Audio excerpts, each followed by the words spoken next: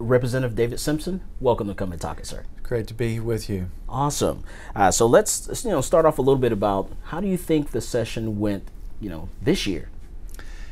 It's probably 3 steps forward, 2 steps back. I'm grateful we passed open license carry.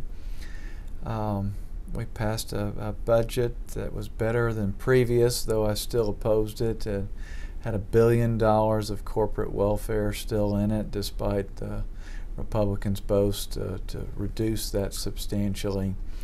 And it still increased at a rate of 12% in general revenue spending, which is an alarming rate. Okay. And this year we were able to get open carry passed. So how do you think about licensed open carry and what we actually got out of that? Well, I think it's a big step forward. I'm grateful that it did pass. I think my first session here, George Lavender wanted to move in that direction. Hopefully he'll be back at some point. But times have changed, and I was really glad to see it. Now, I wish we could have gone farther.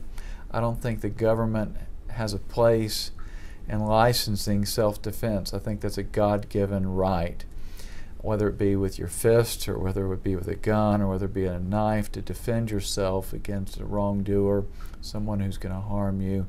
The government shouldn't have to license that.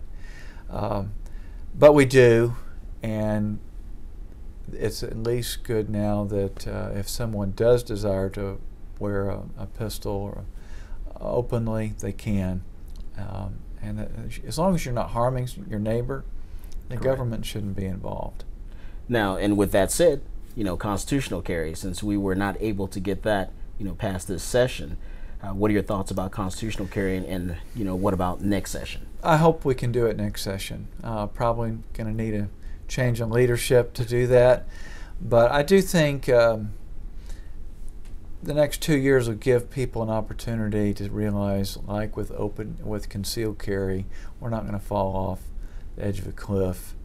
I think that sometimes the perception, I would like to see us track the people who should not have a gun and not have any licensing mechanism for self-defense. And I think that's what unconstitutional carry is, and I do support that effort. I'm disappointed Representative Stickland's bill only got referred very late. That was deliberate and unfortunate. But I do think the time is coming when we can pass constitutional carry. All right.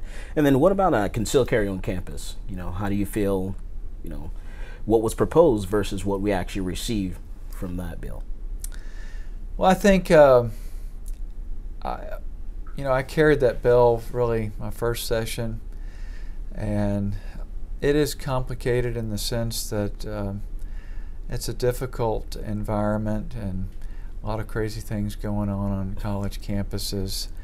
People are really free from their parents really for the first time, but that ought to make it all the more a reason for responsible citizens to be able to defend themselves. And now you can not only be armed while you're walking across campus and you're having a picnic or something, but you don't have to go back to your car now, but you can carry your weapon inside the building. I'm not familiar with all the details, so I'm not ready to speak to that right now. But I think it's a good move forward. Awesome. Now, how about some of the other bills that you put out there that you actually authored? How do you feel that, how those bills went, and were you able to get what you asked for this session? Well, I filed a bill to deal with an egregious retroactive property tax when you simply change the use of agricultural land and you want to develop it. You have to pay 5 years of back taxes at the higher rate, the developed rate, based on a fictitious use of your property. It's retroactive. It's just egregious. It's wrong. Regrettably, the chairman of that committee just would not bring it to a vote. I had about 75 co-authors, for that legislation, it would have passed the House.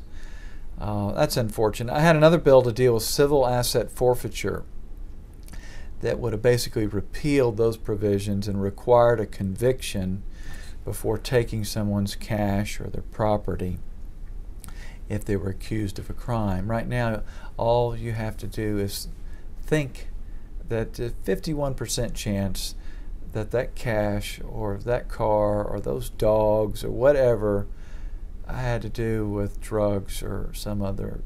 And so that's when someone's driving, for an example, through Texas, and they get stopped by law enforcement. That's right. You just drive too long in the left-hand lane.